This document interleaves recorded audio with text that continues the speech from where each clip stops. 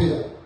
Ikawa wakati ulipowadia, Hana akachukua mimba na kuzaa mtoto mwanaume, akamwita jina lake Samueli. Akasema, kwa kuwa nimemuomba kwa Bwana. Kwa kuwa nimemuomba kwa Bwana. Pigie Yesu makofi.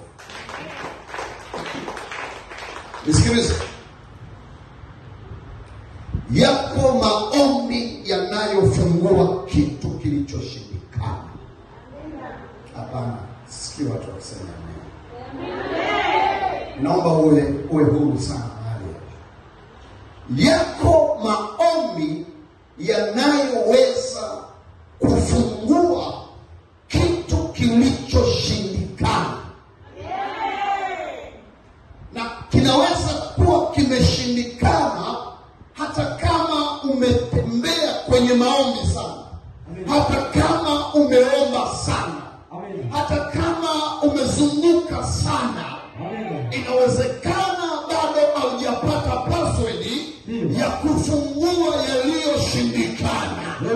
Maombi ya siku 25 ni password ya kuyafungua yaliyoshindikana. Jamani, mbona mnampigia Yesu kwa makofi dhaifu namna hiyo? Hebu mpeni Yesu makofi ya kueleweka. Haleluya. Amen. Narudia, mpeni Yesu makofi ya kueleweka. Haleluya. Amen. Yako maombi yanayofungua kitu kilichoshindikana. Amen. Na mimi nikueleze, maombi ya siku 25 yanakwenda kumaliza kitu kilichoshindikana. Amen. Inawezekana umehangaika juu ya jambo fulani na bado halijakamilika. Sasa password yake tumepewa ni siku 25. Na inawezekana majibu yakatokea kabla hujamaliza siku 25. Amen. Yaani ile siku ya Jumapili ya tarehe 27 wewe unakuja ukiwa umemaliza kesi yako. Amen. Unamaliza yote yaliyoshindikana, unaona upenyo wake umetokea. Hebu wapelekee taarifa ndugu zetu na jamaa zetu, tuambie yale yaliyoshindikana, ufumbuzi wake umepatikana. Sababu ya lango la ufalme. Haleluya. Amen.